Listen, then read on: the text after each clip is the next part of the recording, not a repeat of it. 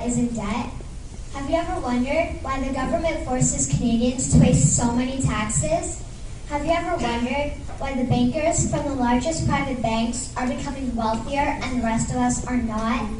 Have you ever wondered why the gross national debt is over $800 billion, or why we are spending $160 million a day on the interest of the national debt? That's $60 billion a year. Have you ever wondered who receives the $60 billion? What I have discovered is the banks and the government have colluded to financially enslave the people of Canada. I will share with you 3 important points of reference which will hopefully spark enough interest and concern for you to continue the research on your own and to engage your government to stop this criminal act against the people of Canada. Right on. First, we will briefly examine the Bank of Canada. Second, we will see how our banking system works today.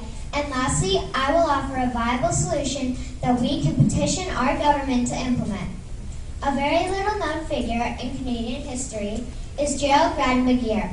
He was a lawyer, member of Parliament, and Mayor of Vancouver. His contribution to Canada is probably the greatest in our history. He championed the creation of the National Bank of Canada, whose sole purpose is to create and manage Canada's money. It was formed on July 3, 1934, and owned by all Canadians. Until the 1970s, because of the Bank of Canada, Canada's national debt was held at a constant manageable level, until the government decided to implement what we now have as our modern banking system that is robbing the Canadian people. So how are they robbing us?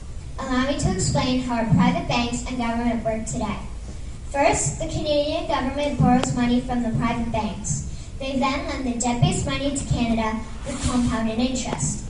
The government then continues to increase taxation of Canadians year after year in order to pay back the interest on the exponentially growing national debt. What results is inflation, less real money for Canadians to spend into our economy, and the real money being used to pad the pockets of the banks. Also, the government gave the banks the ability to loan out money that doesn't exist in the form of loans. When a bank gives you a mortgage, which literally means a death pledge, or a loan, they don't actually give you money. They click a key on a computer and generate the fake money out of thin air. They don't actually have it in their bank vaults. Presently, the banks only have $4 billion on reserve, but have loaned out over $1.5 trillion. To program towers, each and every time a bank makes a loan, a new bank credit is created. New deposits, brand new money. Broadly speaking, all new money comes out of a bank in the form of loans. As loans are debt, then under the present system, all money is debt. What I find interesting is even Jesus, in Matthew 21, drove out the money changers in the temple because they were manipulating the currency to steal money from the people. The private banks are just like the money changers in Matthew 21. They are defrauding and robbing the people of Canada, thus their freedom, and they need to be stopped. How should the banking system work?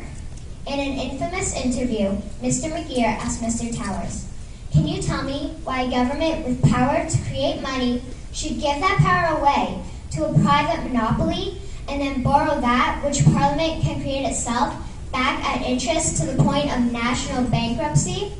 Mr. Towers replied, "If Parliament wants to change the form of operating the banking system, then certainly that is within the powers of Parliament.